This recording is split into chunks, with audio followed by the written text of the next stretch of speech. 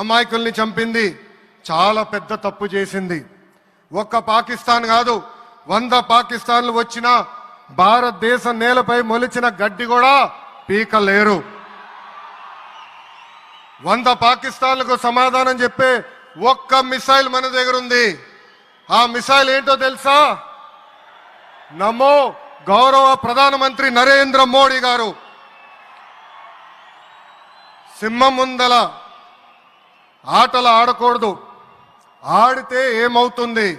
మన సింహం నమో కొట్టే దెబ్బకి వరల్డ్ మ్యాప్లోనే పాకిస్తాన్ అని మిస్సింగ్ రావటం ఖాయం. ఈరోజు పాకిస్తాన్ ఆర్మీలో పనిచేసేవారు కొంతమంది రాజీనామా చేశారు, కొంతమంది సెలవులు పెట్టిపోయారు. దట్ ఈస్ మన నమో. నమో కొట్టే దెబ్బకి పాకిస్తాన్ దిమ్మ తిరుగుతాం ఖాయం. ఈరోజు నేను గర్వంగా చెప్పగలుగుతున్నా, ఎంటైర్ నేషన్ స్టాండ్స్ విత్ మన నమో. కేంద్రం ఈరోజు కులగణన చేయాలనే నిర్ణయం తీసుకుంది. ఇది ఒక నిర్ణయం కాదు, ఇది ఒక సంచలనం. Where others hesitated for decades, Namo acted, rewriting history with courage. True to his commitment to empower the marginalized and deprived, Namo's bold stroke will deliver social justice in its truest form.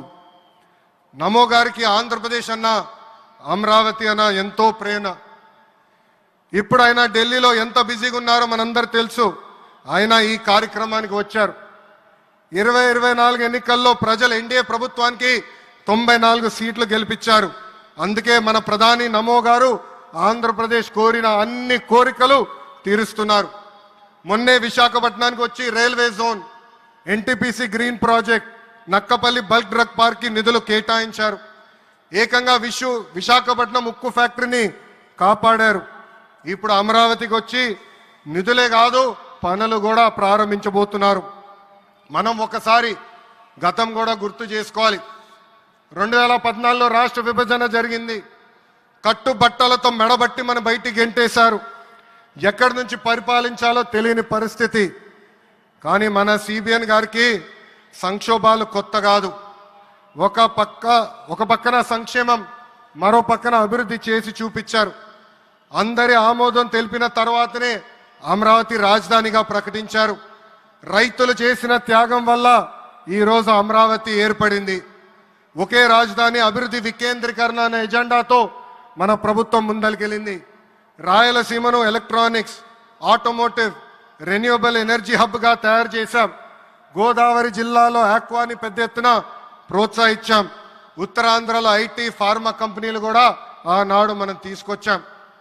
కానీ 2019 నుంచి 24 వరకు విధ్వంస పాలన మనం చూసాం. మన CBN పై ఉన్న వ్యక్తిగత కక్షతో అమరావతిని చంపేయాలని చూశారు. ఒక్క ఇటుక కూడా పెట్టకుండా 3 రాజధానులంటూ 5 సంవత్సరాలు గడిపేశారు. 8 ఏళ్ల పిల్లోడి దగ్గర నుంచి 80 సంవత్సరాల వృద్ధుడి వరకు జై అమరావతి అంటూ జెండా బతుకుని రోడ్డు పైకి వచ్చి ధర్నాలు చేస్తాం, పోరాటాలు చేస్తాం మనందరం చూసాం. జై అమరావతి అన్నందుకు రైతులకి సంఖ్యలు వేశారు.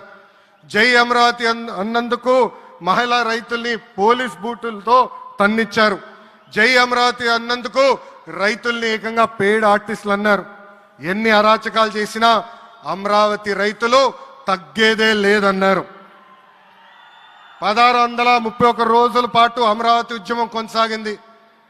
2070 మంది రైతులు చనిపోయారు. సుమారుగా 3000 మంది రైతుల పైన ఆనాటి ప్రభుత్వం దొంగ కేసులు పెట్టింది. ఎన్ని కుట్రలు చేసినా జై అమరావతి అన్న నినాదం ఆపలేకపోయారు. అయినా ఆపేదానికి, పీకేదానికి అమరావతి ఎవరో ఇంట్లో పెంచుకున్న మొక్క కాదు, జనం గుండెల్లో దాచుకున్న ప్రజా రాజధాని.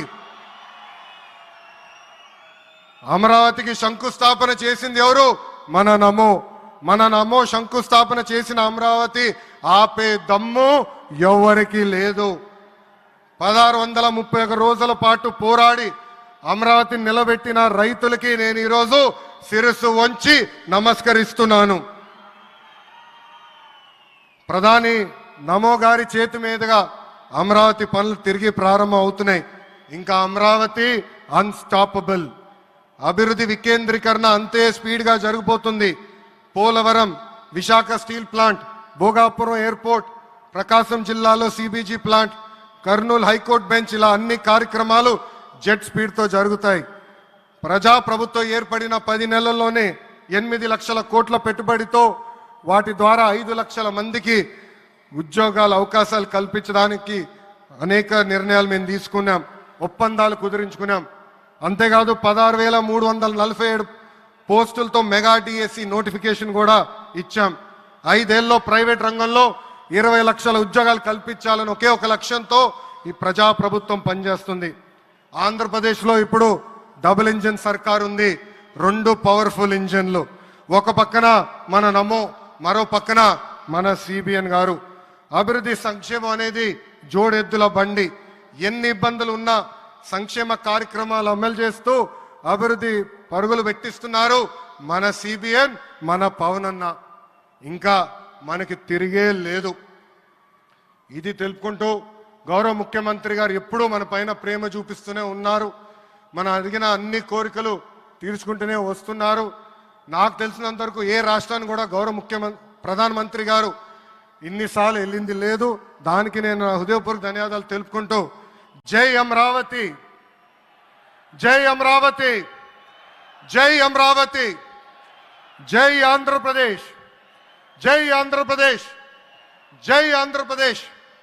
నరేంద్ర మోడీ గారి నాయకత్వం, నరేంద్ర మోడీ గారి నాయకత్వం, చంద్రబాబు నాయుడు గారి నాయకత్వం, పవన్